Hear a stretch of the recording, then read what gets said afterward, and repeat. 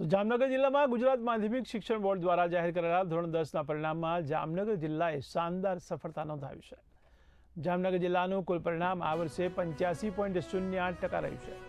તો જિલ્લામાં કુલ 14,232 વિદ્યાર્થીઓએ પરીક્ષા આપી હતી, જેમાંથી 948 વિદ્યાર્થીઓએ A1 ગ્રેડ મેળવી તેજસ્વી સફળતા હાંસલ કરી છે। તો 2,102 વિદ્યાર્થીઓએ A2 ગ્રેડ મેળવી ઉત્તમ પ્રદર્શન કર્યું છે।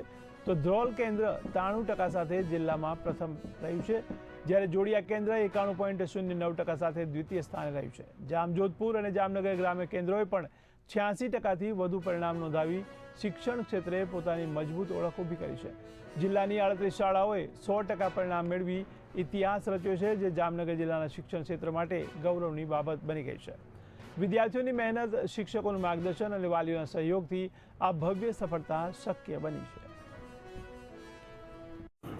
જિલ્લા શિક્ષણાધિકારી જામનગર આજરોજ ગુજરાત માધ્યમિક અને ઉચ્ચતર માધ્યમિક શિક્ષણ બોર્ડ ગાંધીનગર દ્વારા ધોરણ 10નું પરિણામ છે જાહેર કરવામાં આવેલ છે। આનંદની વાત છે કે જામનગર જિલ્લાનું પરિણામ ખૂબ જ સારું રહ્યું છે।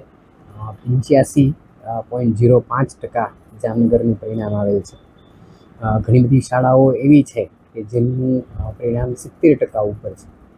અંદાજિત 38 જેટલી શાળાઓ તો એવી છે કે જેમાં 100% પરિણામ આવેલ છે। એટ ધ સેમ ટાઈમ 58 જેટલી શાળાઓ એવી છે જેમાં 90%થી ઉપર પરિણામ આવેલ છે, અને એ જ રીતે 80 શાળાઓ એવી છે કે જેમાં 80%થી પરિણામ વધુ આવેલ છે।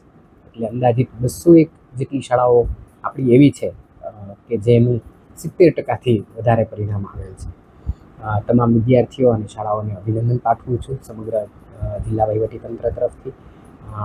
ધોરણ 10માં સારું પરિણામ મેળવી અને આ વિદ્યાર્થીઓ ધોરણ 11માં પ્રવેશ મેળવે એ અમારી સૌને અપીલ છે, અને સાથે સાથે દરેક શાળાઓને પણ વિનંતી કરું છું કે આ વિદ્યાર્થીઓ તેમના મનગમતા ક્ષેત્રમાં આગળ વધે, ધોરણ 11માં અભ્યાસ કરે।